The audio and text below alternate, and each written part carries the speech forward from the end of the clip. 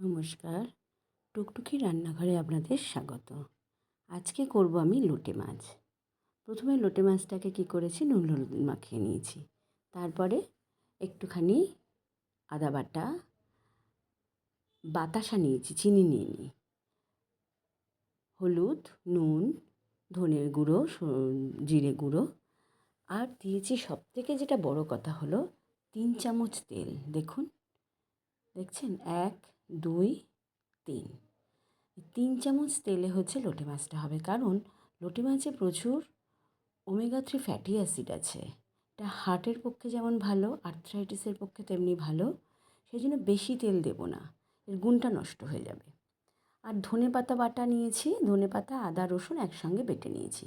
এবারে আমি নিয়েছি 1 কিলো যেহেতু লোটে মাছ, সেহেতু তার মধ্যে দিয়েছি 8টা পেঁয়াজ, 2টো টমেটো, আর রসুন দিয়েছি একটা ছোটো, পুরো গোটা। আর লঙ্কা তো যেমন যে যা ঝাল খাবে তাই। এবারে ওটাকে ভালো করে সব ভেজে ভেজে নিলাম, মশলাটা দিয়ে দিলাম। দিয়ে দেখুন আদা বাটাটা, আদা, ধনে পাতা আর একটু পুদিনা পাতা দিয়েছি, সবটা বেটে নিচ্ছি। আর পরিমাণ মতো নুন দিয়েছি। আর আমি চিনির বদলে ব্যবহার করেছি বাতাসা।